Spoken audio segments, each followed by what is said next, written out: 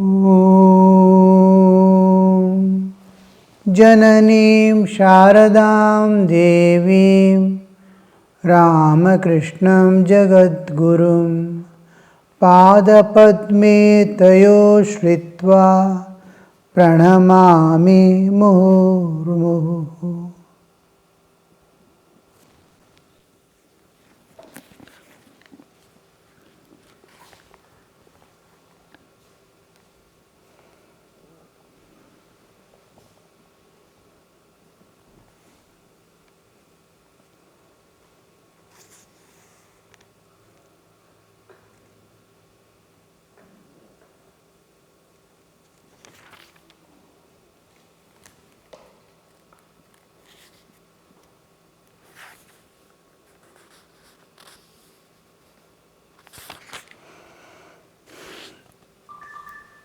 At dusk, the evening services began. In different places, the master was sitting on a small couch in his room, absorbed in contemplation of the Divine Mother. Several devotees were there. M was going to spend the night with the master. A little later, Sri Ramakrishna began to talk to a devotee privately on the veranda north of his room. He said, "It's good to meditate in the small hours of the morning and at dawn. One should also meditate daily after dusk." He instructed the devotee about meditation on the personal God and on the impersonal reality. Sri Ramakrishna is instructing a devotee privately on the northern veranda of his room. You have to meditate in the early hours of the day and at dawn and at dusk. These are the most precious moments of life which present day world is missing because of the electrification and artificial lighting. The nature we have left behind. Every house is lighted till late in the night like daytime. And this tendency to lose the nature's grace, how beautiful it used to be, the whole day in the sunshine with changing seasons. Rainy season is entirely different from the winter and the summer. Each had its own glory. And we see in our early school days, this much of lighting was not there in India, what we have today, and small lamps burning here and there. Perhaps at night, immediately after the night food, we used to put off all to save the oil, and 1 or 2 lamps will be burning here, there. Thakur's time also, Sri Ramakrishna's time, small lamps used to burn.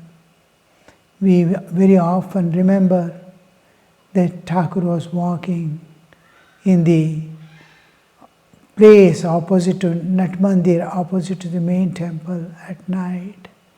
A small lamp was burning.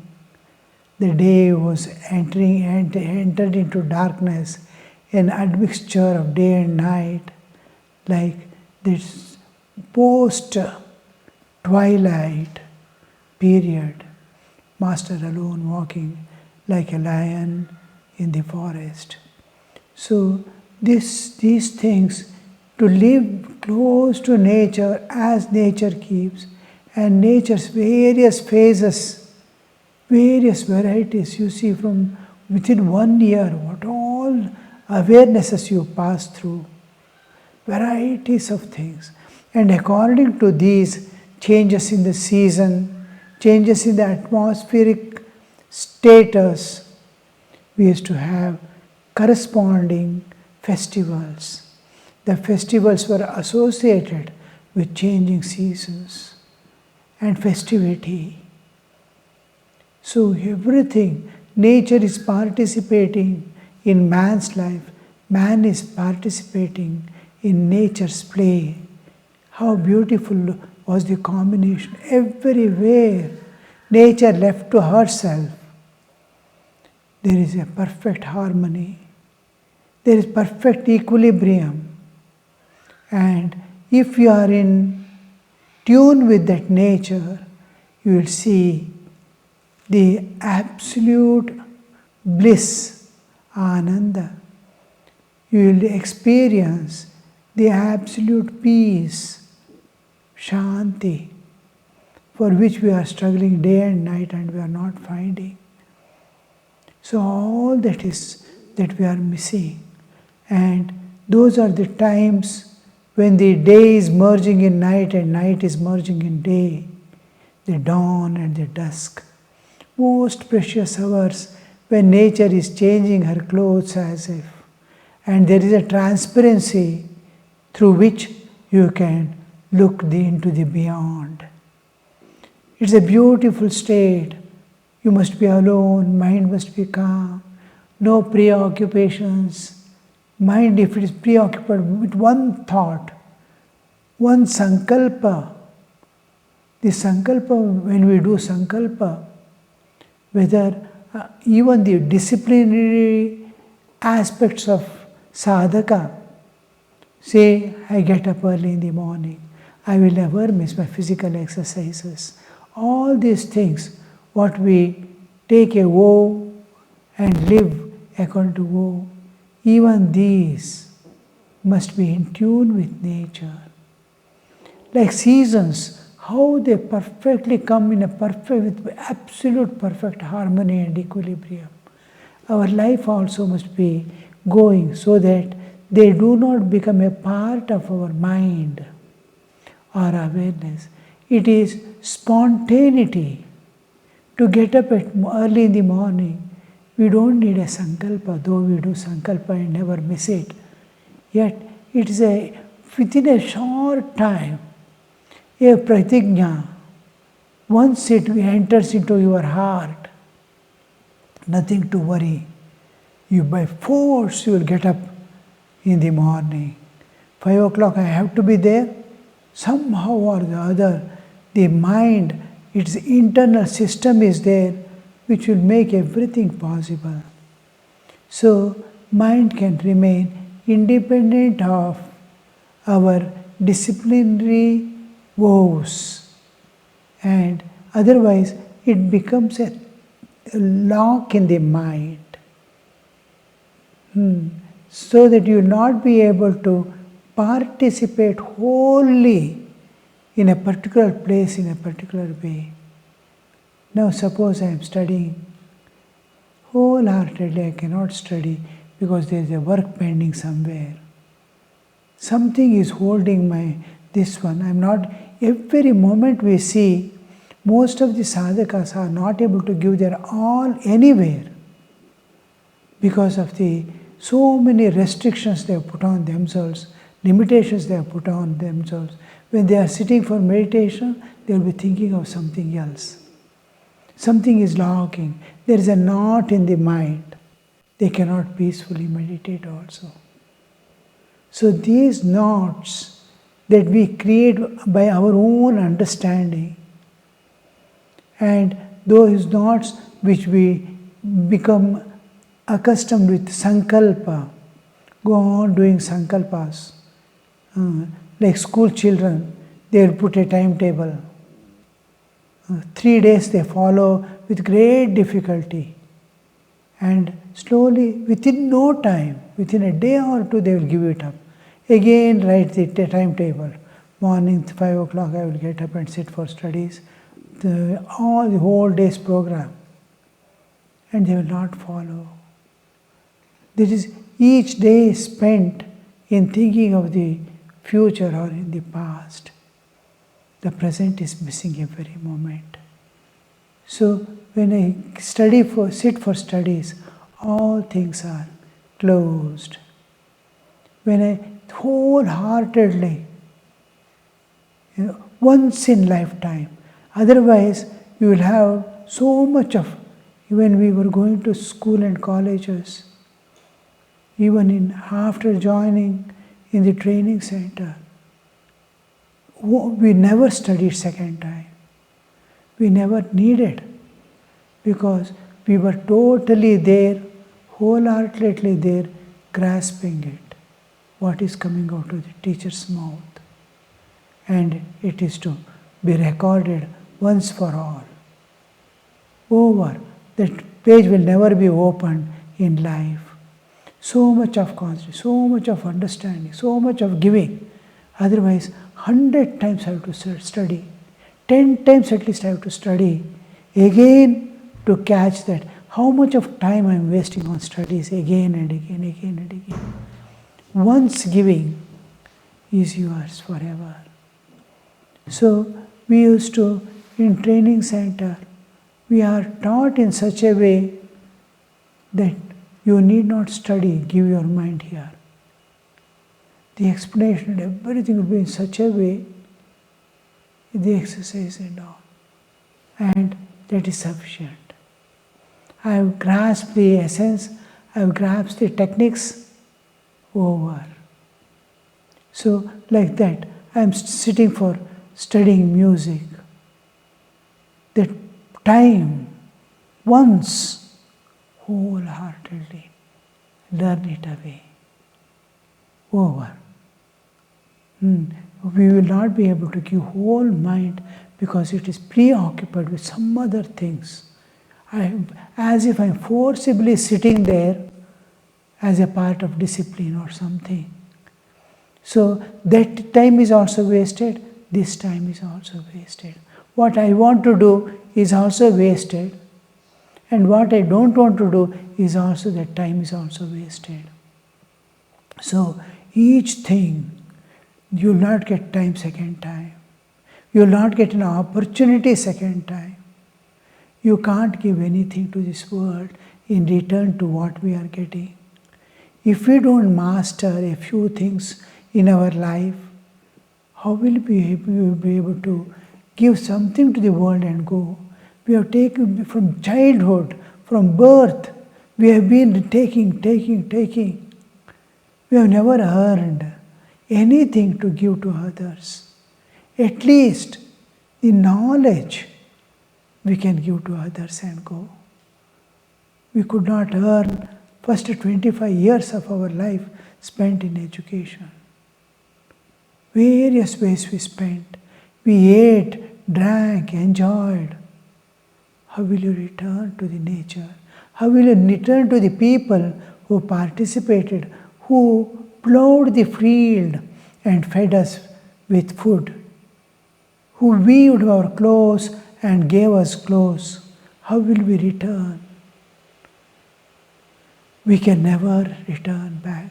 The debts, the nature and God has provided us and the society has given us. At least before we die, whatever we can, we must give to this world. Leave a legacy behind to continue after us and go. Otherwise, life becomes meaningless and worthless. Most of the learnings, most of the practices are how I can give myself to others, and how can I be devoted to God, how can I live in tune with nature and God. So this is whole essence of human existence and living. So the ancient people of this motherland, India, found out that live, transcend, give back to the world and go. So Durjana sajjano bhuyat, sajjana shanti mapnuyat, shanto muccheta bandhebhya. Muktaschanyan vimochayet. This ideal was kept before the mankind. Attain, go. And a kind of the unfulfillment will be there, always in the heart of man. And it is not only unfulfillment because he sees himself apurna. And he has a sense of intolerance towards the others. Some kind of dislike, some likes and dislikes always man has. These dislikes, and it should not become a barrier in our life. The first thing that is taught when a student goes to the teacher in Gurukula, the first lesson Guru makes the disciple sit in front of him. He sees how the disciple has come. Traditionally, they come with wood pieces that are used in fire ritual. The moment the Guru sees those faggots in the hand of disciple, a boy coming or a student coming, he understands, oh, he is coming for admission. The sign of it, he will not have slippers at foot, he will not carry an umbrella, but he carries faggots in his hand. These faggots are meant for the fire ritual. And then he is with a guide from home, either father or mother or a caretaker, some elderly person leading him to the Gurukula. And you see, the moment the Guru sees a tapasvi, his eyes are bright and broad open. He is looking at everything around with joy and peace, at peace in the heart. It gives immediately his capable student. I can accommodate him, I can train him, and I can give him the knowledge. The eyes depict, their eyes are always open to the world, looking around, how people are working here in the ashrama, how they are there. He looks at everything. How are the things? What are the things going on? In a glance, he has already captured. He understands he is a senior student. At a glance, he is able to, he is a junior student. He is the Guru Mata. Here are the others who are helping us. And Guru, just a look. Because he is open, his eyes are open, his mind is open to receive. The receptivity is always shown through the eyes. So the features of the body, and the Guru welcomes him with great respect and honor, as if some great soul has come, because it's a child of God. He identifies. He no more sees any human or animal in them. His eyes are accustomed to see the inner content of an object. We see the external always. That's why we see in the market, every object is highly polished from outside. Take a tea packet, how it is packed, how elegant they make it. Any object, ordinary things, and make it so complicated, so attractive. The cases are more attractive than the inner content. Inner content will be rotten, but outside the glory which it depicts, people are after that. Which glitters more is more valuable for them than what is the content. So we are accustomed to, here the Guru is not considered the external things. He sees the inner content. What is the inner content? And wholeheartedly he accepts the disciples, takes him inside and gives him first a glass of water to drink and watches him, how he respects, how he behaves, how he thanks the person who brought the water, how he bows down to the Guru, where he is going to keep the faggots he brought, everything. He picks a leaf, keeps the faggots by the side of Guru's feet, bows down, Sashtanga Namaskar, 8 parts touching the ground. He bows down at the feet of Guru. And when Guru introduces the Guru Mata, how happy that child is. I have a mother here to take care of me. I have nothing to worry. He bows down there. And Guru, first lesson he teaches in the school is to make him sit in the open field, one with nature. Under a tree is their tent. All the places where the disciples live is open to nature. You have to live within nature. You have to protect yourself. And then you'll see the first lesson he teaches is both sahana bhavatu, sahana bhunaktu. It is from childhood we have heard this.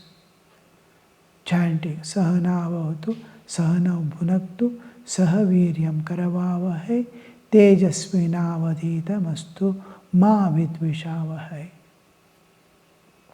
In this, the first and the last part is most important because it opposes the nature of man because of his karmic load he is carrying. The exact antidote is put in the first day in the heart of the disciple. Let us live together. Let us attain together. Let us transcend together. Sahana bhavatu. May Him protect us together. Saha. Now avatu. Saha now bhunaktu. May we enjoy the food given by God. May Him feed us together and may we be nourished together. Sahaviryam karavavai. Let us attain the conquest together. Sahaviryam karavavai. Tejasvinau avaditamastu.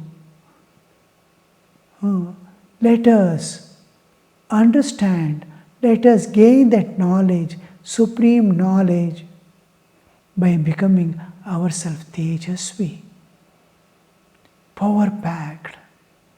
Tejasvi is a state of mind which is able to penetrate into everything and see. If we meditate, sit and meditate, only a small part of the universe. Can you open the eyes and penetrate into other objects and other people to see the same what you want to see within? Then the reality shines.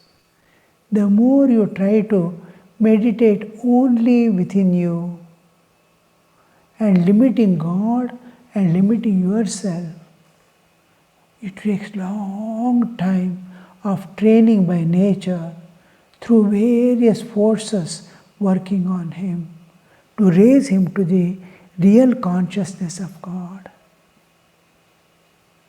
So the path is very difficult. That's why he says, Tejasvi now avaditamas, becoming Tejasvi, both of us. Tejasvi is to be able to penetrate into everything and try to see the same divine everywhere. My own capability The nature has provided me all things what is necessary to transcend and go beyond. Now I am going to utilize the inner powers of mind to penetrate everywhere, not only within me. Within me is very limited. I am limited, within me becomes limited. When I become infinite, the within also becomes infinite. So I try to see, I become Tejasvi.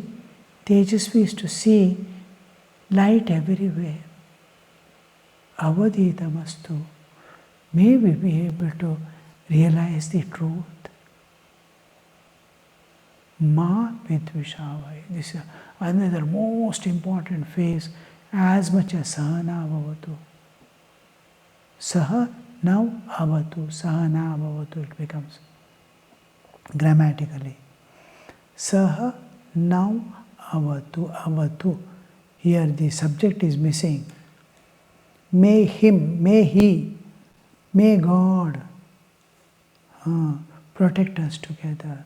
Means keep us together in a compatible way that I am able to give him and he is able to receive.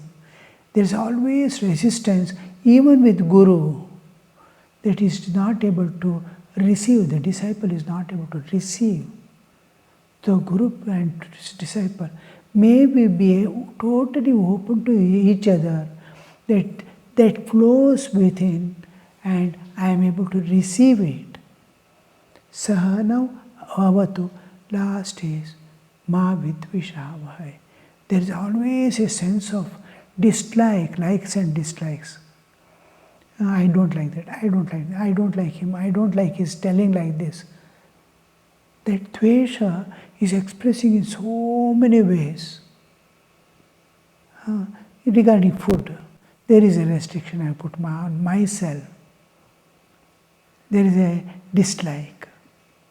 Everywhere I put a restriction on myself. I can't be free. There is a dvesha is expressing everywhere in some subtle form or this one. And that has to go. Ma vidvishavai. Let us never, let there be no screen, even the thinnest transparent screen, let it not be there. Suppose myself and my Guru are sitting opposing each other with a glass sheet in between. Guru is in a glass cabin, I am outside. I am able to see him, he is able to see me. Even that glass transparent, thin, I can hear him. No, there is a difference. There is a wall between. Let it not be there. Ma vidvishavai. That oneness of absolute oneness with which the Guru Shishya remain. To gain that infinite knowledge, here the disciple has to dissolve the ego. The ego is creating all problem. Now ego is taking beautiful form by grace of Maya. Maya is making him. He is not becoming a sadhaka. He is becoming another way of expression of ego. That ego has to dissolve. The Mahavidvishavai, that I must be one with all. I must be one with this world. I must be one with nature. I must be one with God. The entire existence, I must pervade myself. This is Mahavidvishavai. So, Sahanavatu Mahavidvishavai. This is how it begins. Disciple and Guru. Om Shanti Shanti Shanti Harihi Om Tat Sat Shri Ramakrishna Arpanamastu.